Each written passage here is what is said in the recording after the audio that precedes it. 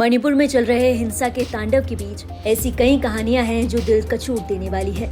ऐसी कहानी है एक परिवार की जो मणिपुर में तकरीबन 50 सालों से रह रहा था, लेकिन हिंसा के चलते परिवार अपना घर बार छोड़कर रातों रात वहां से भागने को मजबूर हो गया।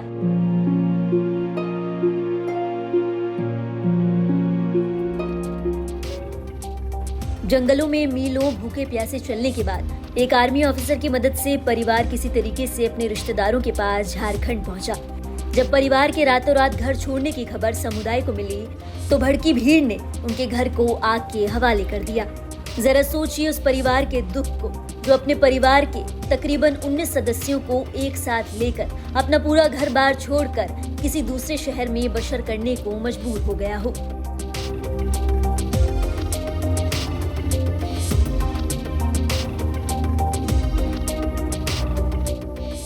परिवार के मुखिया का नाम है स्टेलेस्टीन और उनके परिवार ने बताया कि कुकी और मैतेई समुदाय का झगड़ा बहुत ज्यादा बढ़ गया है।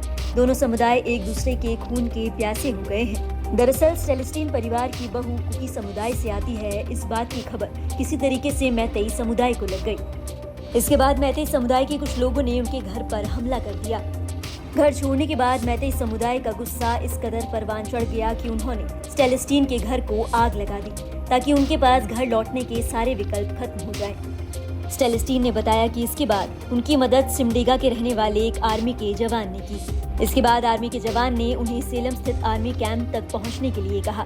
इसके बाद स्टेलेस्टीन का परिवार एक घने और खतरनाक जंगल में तकरीबन 20 किलोमीटर पैदल चलकर किसी तरीके से आर्मी कैंप पहुंचा, जहां आर्मी के जवान ने राशन के एक ट्रक में उनका गुवाहाटी तक पहुंचने का इंतजाम किया।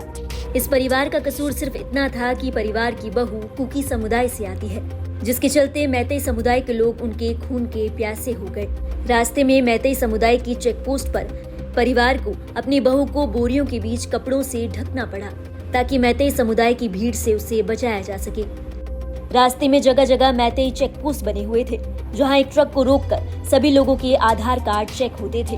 मैतेई समुदाय के लोगों के साथ काफी देर की समझाइश के बाद वो किसी तरीके से अपने परिवार के साथ गुवाहाटी से बाहर निकले।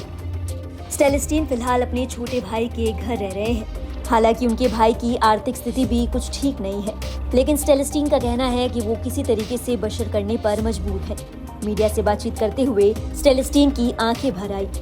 उन्होंने कहा कि मणिपुर की हिंसा के चलते न जाने ऐसे कितने परिवार हैं जिन्हें अपने घर बार और जिंदगी भर की जमा पूंजी छोड़कर दूर भागना पड़ा।